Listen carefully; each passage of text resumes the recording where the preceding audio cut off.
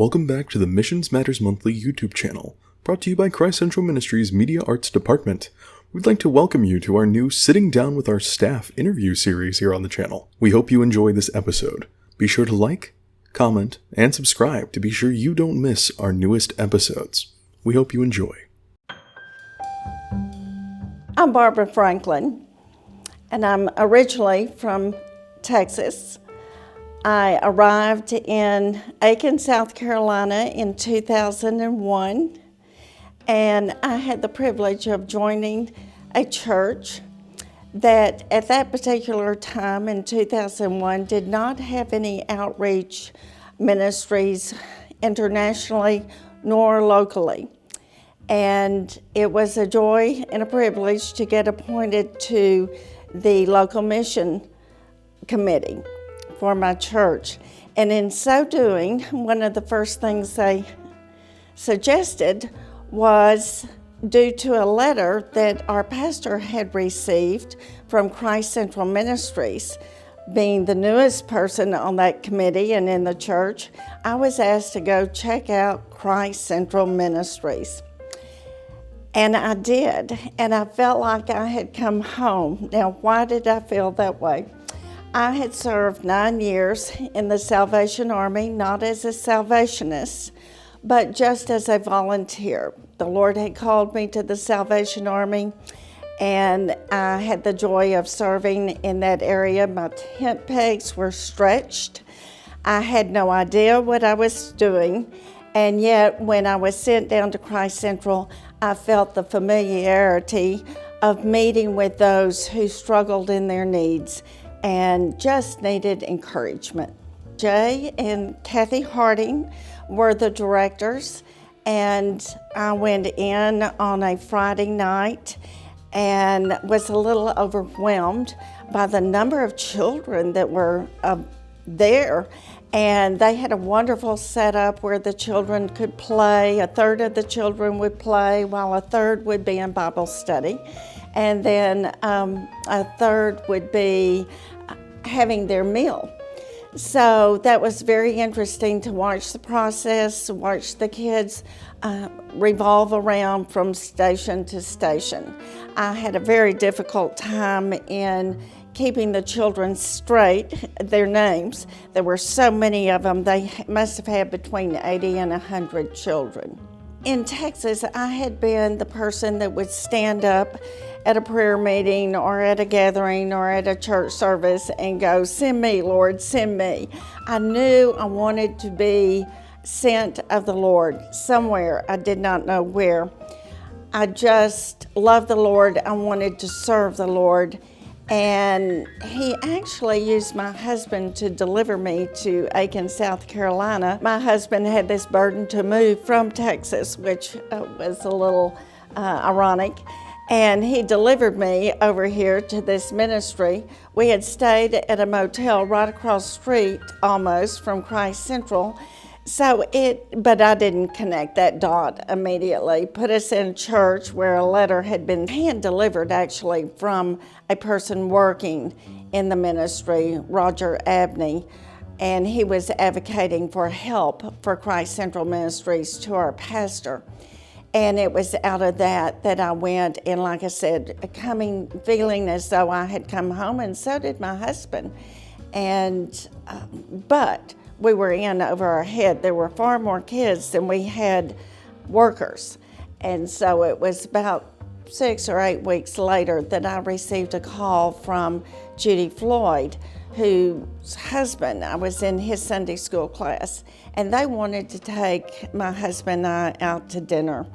And I said, on one condition, you have to come to Christ Central Ministries. We need help. Well, they had never heard of Christ Central Ministries. Their tent pegs were stretched tremendously, and a little bit of, I'm not sure I really want to do this. And yet they are still in the ministry today, being very successful. Well, my husband was, He's an entrepreneur. He was an entrepreneur, and he liked to engage in different businesses. He really enjoyed startups. He would have been a good follower with Paul, moving around from town to town, city to city, which I had done all of my life. It's very interesting. People think we were in the military for the number of moves we've made, but we were not. My husband just was a startup person, and I always thought about us as being wildflowers, just kind of the seeds cast, and we would just bloom wherever we were planted. But I knew when we moved here that once again, this third time saying I felt like I was home. And I did find out, interestingly enough, I did some research on my family, which I knew was from Knox County, Tennessee, when they came from Scotland to Ireland and then came in through Philadelphia. They literally migrated to South Carolina first. I had never heard that in my history. And so they had landed around York and then traveled over to Knox County. So my husband moved over here and bought a business. And by the time I moved over here, several months later, we thoroughly engaged in the community, and particularly in Christ Central Ministries and our church as well, very active in our church. That's Millbrook Baptist Church. That was the first time I had joined a Baptist church, my husband and I. And I was reared in the Presbyterian church, as was he, and then became Episcopalians. And then we were in the Salvation Army, not as Salvationists, but just going to that church. I went to 2 churches every Sunday, beginning at the 8 o'clock service with the Episcopal Church, and then the 9:30 service there at the Salvation Army, working with the children. Now, I thought I was going down there to serve food, but the Lord had me with the 2- and 3-year-olds who were teaching me the Salvation Army songs, like I'm in the Salvation Army. And it was quite fun as they would lead me around with all their instruments singing, and I was learning their songs. Roger was, much like my husband, both engineers, and they like a little bit more structure.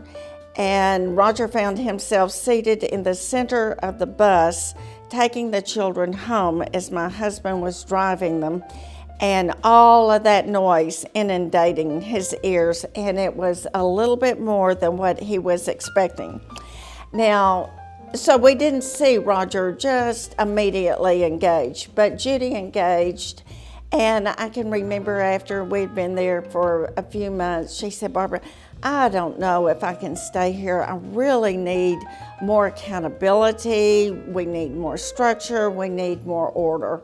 And Judy is a very good administrator, and she saw those qualities that needed to be strengthened. And I was one of these people that I told her, I said, "Judy, I truly believe there's a time of persevering, and that we're being tested on whether or not we're really going to stay here or we're just going to talk about it and leave. It's so easy to leave when things aren't right, but let's persevere." And she has been exemplary in persevering through well-doing. We didn't intentionally, there was never anything in my heart that wanted to be a mission station director.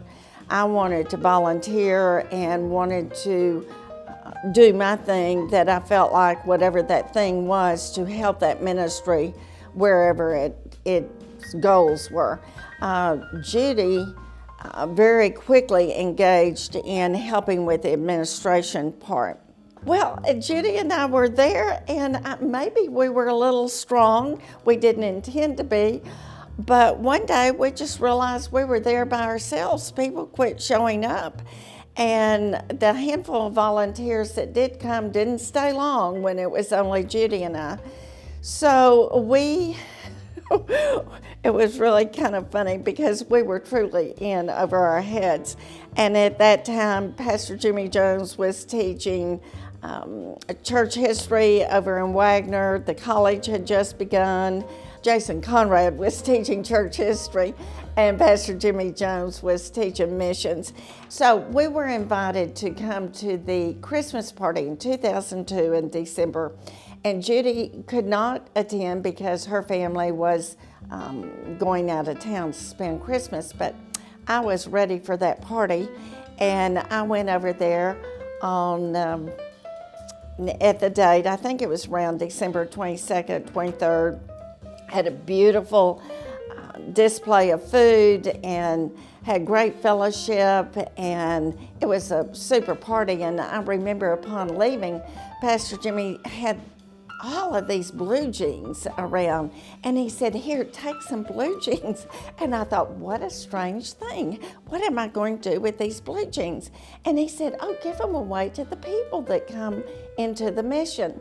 Well, that was certainly training. And then said, "Oh, don't forget to come back." I remember the date, January 19th. And I thought it was to come back for another party. Well, I told Judy, I said, "They're going to have another party. We must attend on January 19th. Well, ironically, it was the first day of their school. Well, we didn't want to laugh in their faces, but we were really, the joke was on us because we were signing up for a semester of school that we had no intention of doing. But in so doing, and then being left to run the mission station, we were in great need. So we were two of the most faithful students there were. And I believe it was in 2003 when Roger began to join us. He began to see this transformation in our lives, and he was curious enough just to find out what exactly we were doing and learning, and he joined us in that study through the school. Well, right off the bat, we wanted to give the gospel message. We truly believe in repentance, giving hope, and the redemptive work of the cross for the people coming in. We were so far over our heads in how really to serve the people that they were truly training us as we were giving out food. They showed us how to fill out the paperwork that we were accountable for to the government and to receive the food. And then we had 3 bags of clothing over there. They were in 3 black bags, and neither one of us really wanted to touch those bags. But after a period of time, after a season of the 2 of us just working together, it must have been our first volunteer was Miss Wilson. Miss Wilson came and she helped us, and the second volunteer, I will never forget, was Don Tucker. And those 2, Don Tucker is still with us today, so that probably has been 18 years that he has served down there at Christ Central Ministries. Miss Wilson did move down to Jacksonville, Florida, so she was there probably a couple of years.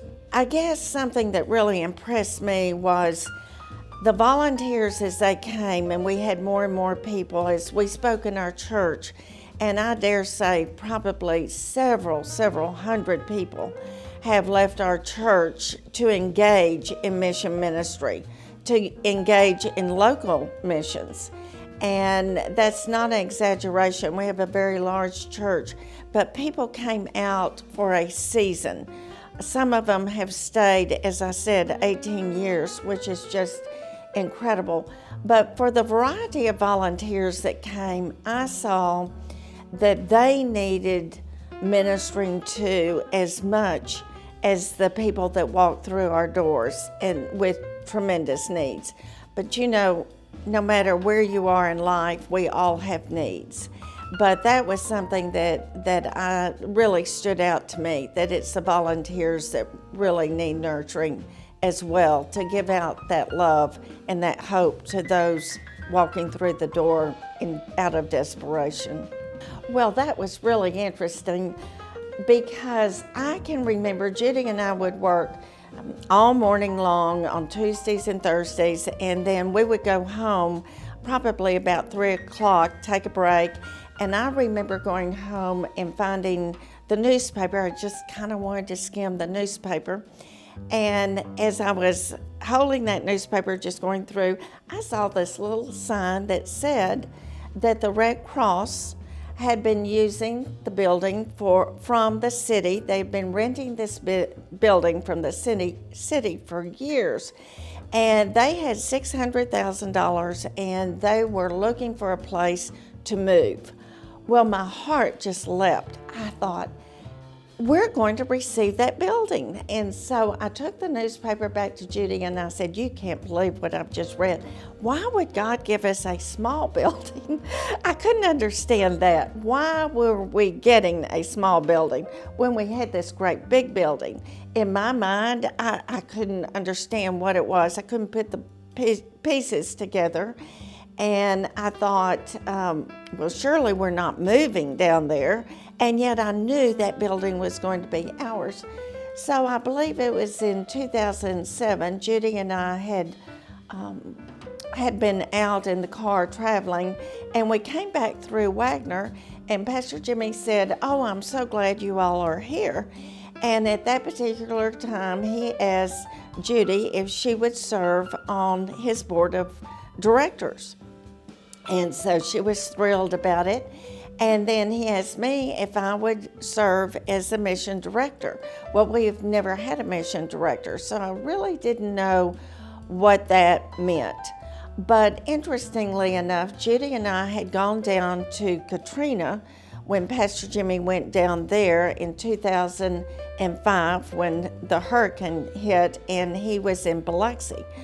Well, while we were in Biloxi, I'll never forget, we were at the Shrimp Bowl Stadium, and I looked over at my car and I saw this truck, this gasoline truck that was gassing up my car. And I was incredibly blessed, but I thought, first of all, what are they doing by my car? Then I realized it was a volunteer group that was filling up my tank. And that was a tremendous blessing back there in Biloxi. Gas stations didn't have gasoline in them. You had to go out quite a ways to even get that gasoline. So at that time I thought, Lord, you are showing me a picture of the servants serving the servers. And that stuck with me. Now, it wasn't until after I was offered that position did I go back and see that the Lord had kind of prepared me, because I remembered that very quickly, that it was another level of leadership serving those who were serving. And that's eventually what my role became. You know, God has to divide to multiply. And division is very hard and very difficult. Judy and I had come to this together, and now we were being separated, and that was a painful journey. But then again, you realize that God is multiplying. He's doing another work. So coming in, and then we had 8 mission stations at the time, and of course every mission director felt very attached to Pastor Jimmy because he is a dynamic individual that speaks God's word in a very fresh way that draws a lot of people for that individual tension that you want with Pastor Jimmy, to be ministered to be guided by, and to grow as they are mentored. So not only did I have the privilege of being taught and Judy and I would go to classes even twice a day because Pastor Jimmy and Jason would have morning classes, then they would have evening classes. And our desperation to learn, to try to help people was that great that we knew we had a wellspring in Jason and Pastor Jimmy to draw from to help us along with our church. So as I came in as mission station director, so to speak, over the mission station directors, that was quite interesting because I had these 8 mission stations that only wanted to report to Pastor Jimmy. So they didn't want me and they didn't want a female. And that was an interesting journey. And then we began to grow the mission stations. God just sent in people, and we had 30, 40 mission stations, and it was pretty powerful. Now, they don't all stay. We come, our volunteers come for a season, and you know, life happens. But one thing we found out is this ministry is based on, like a George Mueller ministry. It's based, first of all, on prayer. While Pastor Jimmy and his team were in prayer in 1992, ironically, in Texas, I too had a group, and we prayed all over our county, staking it out for Christ, praying in every church, mental health facility, and veterans facility, wherever there was chaplaincy, chapel, where we could go in and pray. So, you know, of course, we didn't know this at the time, but I was kind of doing the same thing that he was doing, a little bit different venue, but that heart for prayer for God to move in our county, we were desperate for, as well as for our state. So I knew that coming in as a mission station, over the mission stations, was going to be difficult.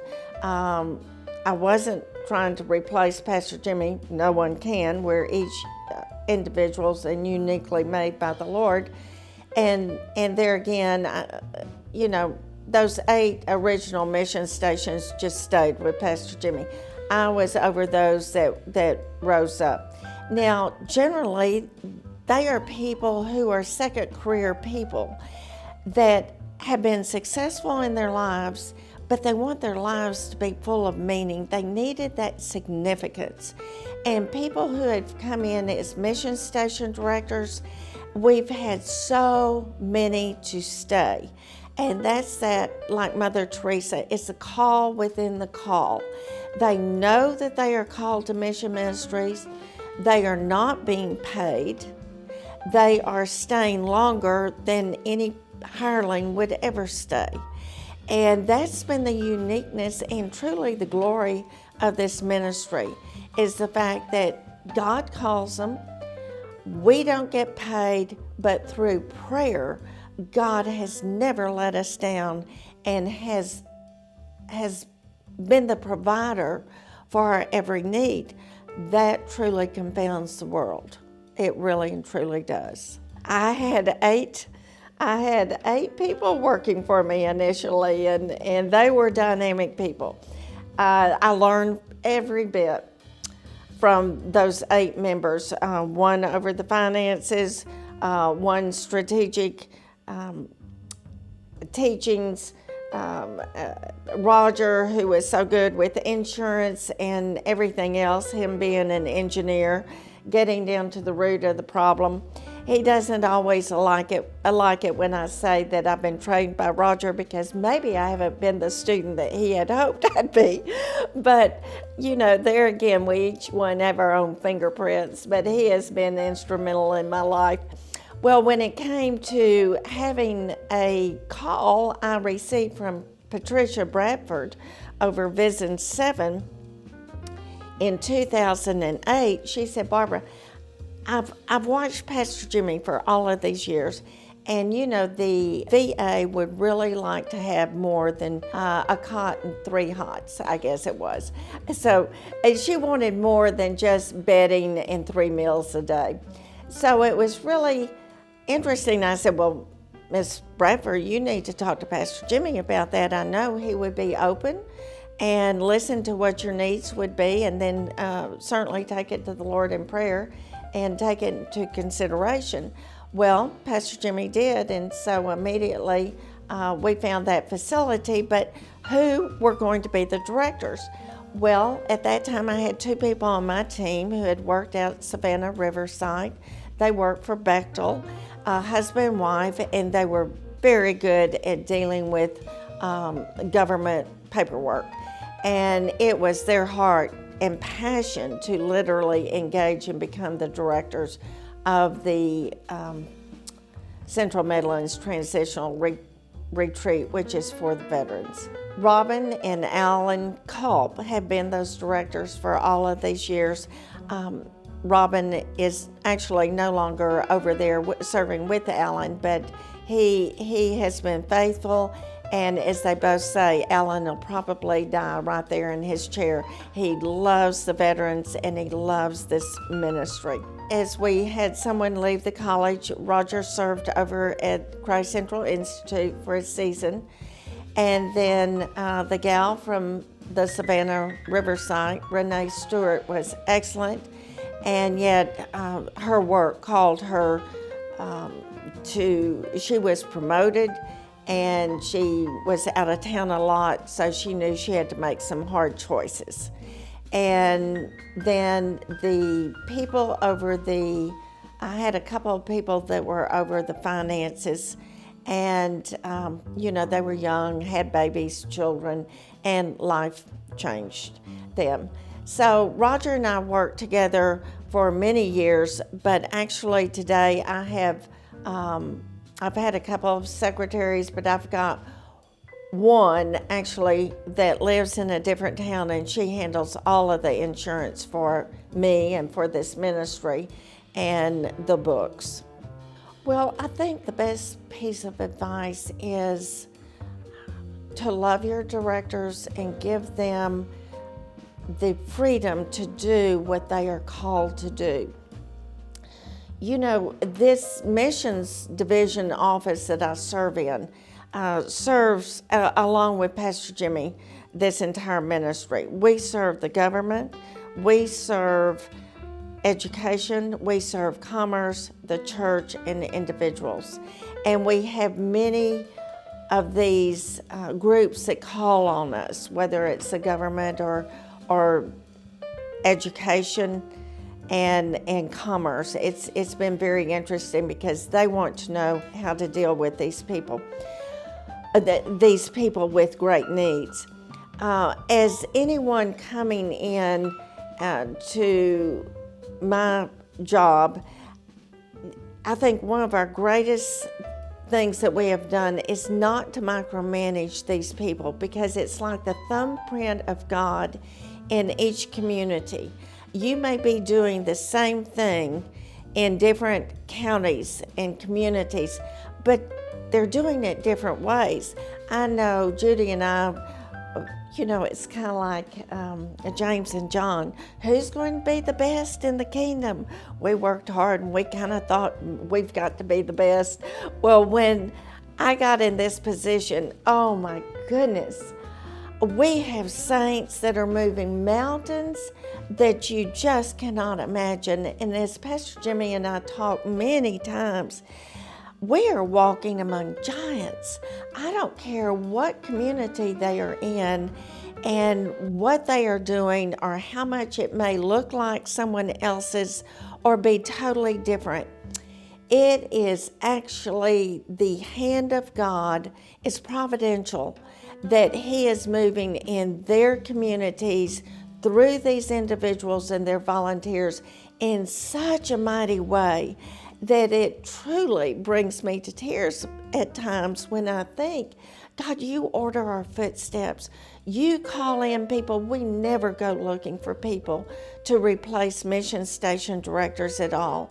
If they happen to leave over health or they're young enough to have children, families, and get transferred, we don't go looking for them, but we keep our eyes open for who God has placed on our path, and then watch them and listen to whether or not they feel like they've been called of God. Some people do feel like they've been called of God, but to be called, you've got to surrender. You've got to die daily. It's not going to be about you any longer. It's going to be about those that you serve, and how can you give them hope, and how can you give them truth, and not mock God over staying in your sin but literally confessing that sin, repenting, allowing Him to sanctify you as you go about serving His children, wherever they may be, whatever they may look like, however they may smell, however different they may be from you. It is literally engaging God in them because they've been created by Him. Well, we are a resource. Just like they are a resource for us, we are a resource for them. A prime example would be certainly with the GED program. We saw this take place. People could not get their GED, and as good as adult education is, the people that really can move forward quickest were not given that opportunity through adult ed. And Roger came up with the idea of let's get them through very quickly. Now, Pastor Jimmy wanted us to do 3 weeks over at one of the housing units on the veterans' property that was that we had available to us for people out of town, and that worked, but not to the level that we needed it to work. And what I mean by that is Roger quickly understood that we don't have to house them, that all we have to do is filter through who can read and how much math do they know. Just those 2 items. If you have a 12th grade reading level, you can take care of your science and your social studies and get your GED. Reading is critical. Math, if you've got a 5th grade level, that can be increased to pass the GED. And so we literally had a lady over in Wagner that I had dealt with, and we happened to be at a barbecue place, and I saw her and mentioned to her about the GED, and then she called and she came down, and Roger and I gave her the tape test. And bless her heart, she had had an 8th grade education, but she was one smart cookie. And as she wrote out her paper that she had to write, she even wrote out an outline for it. We took note of that as she was taking her test. And she has scored the highest score that we've ever had on a tape test, and she went on to get her GED immediately and has the highest score to this day on the GED. So she blew it out of the tub, and she said, if you think I'm smart, she said, you should see my husband. And she's a Mennonite, and they generally go to school until the 8th grade, and I believe her mom got ill and she needed to drop out, but she has been very successful. So the Department of Education noticed this, and we paid for everything. The Lord paid for everything for these kids to get their GED.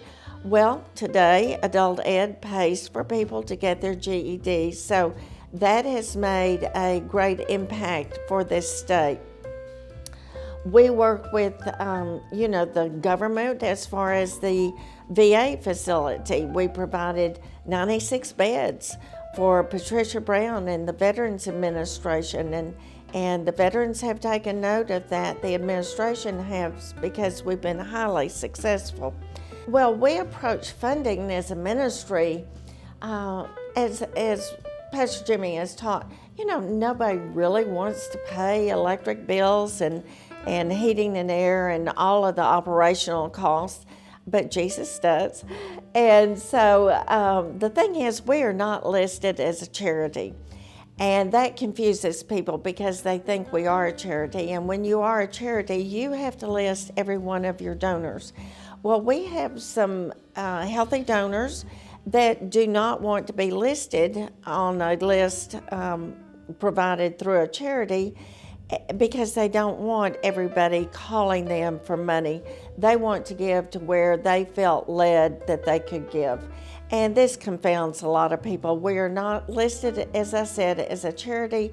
We are listed more like a church because we do hold services at our mission stations, but we don't have membership. We're not competing with the church.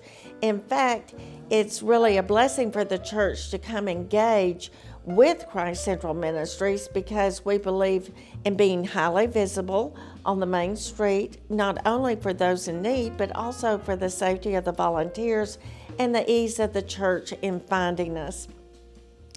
Now, how we speak or how we get funded is real interesting. I do want to tell this one story because people want to know where the money comes from. For years, people have said, "Where's the money come from?" And we say, "The Lord provides." And they say, yeah, I know that, but really, where does the money come from?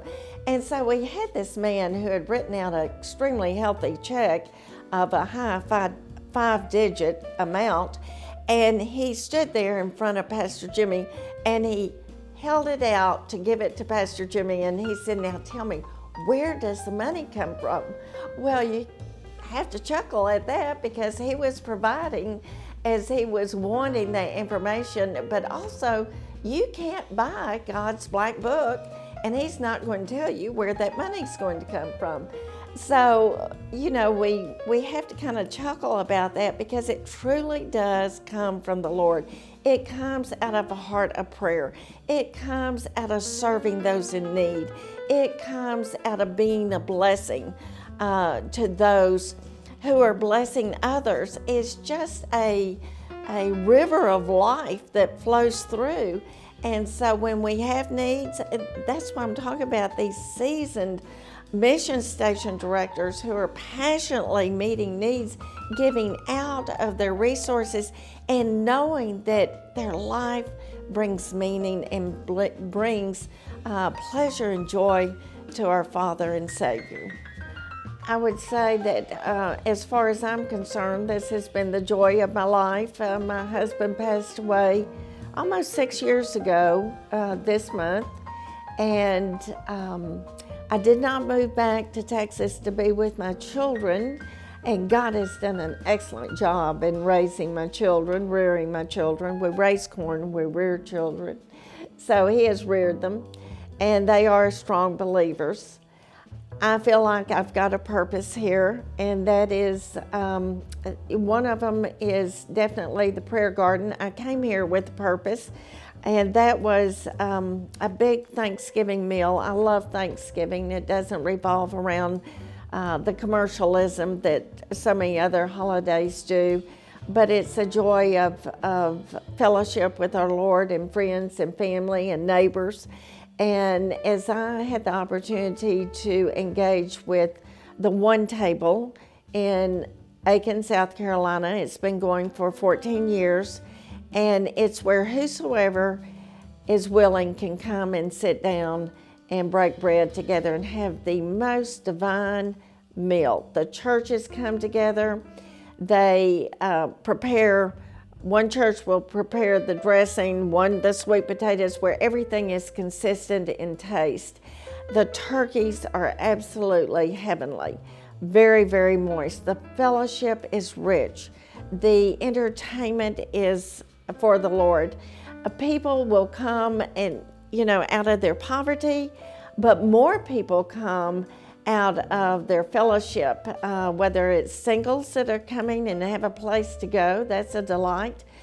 We take Meals on Wheels down to people in a variety of churches that are shut-ins. All of the churches that want to engage, and that is a lot. Everybody wants to volunteer. We can sign up volunteers in a heartbeat. People have their family reunions there, and we've had several communities want to take it back and replicate it in their own communities. So that has been a thrill for me. Another thrill that I've enjoyed, not only the highlight being walking with these mission station directors, but also teaching the Constitution. Our country does not know what our Constitution says. It's been changed by the Supreme Court Justice for many years, about 150 years. Only Congress can create laws. It seems like the Supreme Court Justice has created many laws. And I'm having a great time working with interested people to get back to the roots and the basics of the Constitution and why our boys are even fighting overseas. Most of the military do not know the Constitution and their freedoms. So we fight for the freedom of speech, freedom of press, freedom of religion, freedom of petition, and freedom of assembly right there in Article 1, Section 8. So that's been a joy. I know that the unity that will come forth out of this prayer garden and solidifying the state for those that want to embrace it. I know that when something like this takes place, there's always a Herod to come, the naysayers, normally from the churches. Unfortunately, it was the Pharisees that persecuted Jesus, wanted to kill him. So we know that is going to take place, and yet I know there is great reward and great significance in standing firm for whatever God has called you to, the way I feel like He's called me. I embrace whatever God is calling you to, whether you become a part of Christ Central or you're not. I celebrate God in each individual and them following in His footsteps. It is a joy, it is a thrill, and we're going to spend eternity together. Oh, thank you. If it weren't for you all, we wouldn't be here today. So, somebody has to take that hard step and that righteous step, and it's about righteousness. All of this is about Him and His righteousness. Thank you for watching this episode of our Sitting Down with Our Staff series here on the Missions Matters Monthly YouTube channel. This has been brought to you by Christ Central Ministries Media Arts Department, and we hope you enjoyed it. If you did, be sure to like, comment, and subscribe to be sure you never miss any of our future episodes. And once again, thank you for watching.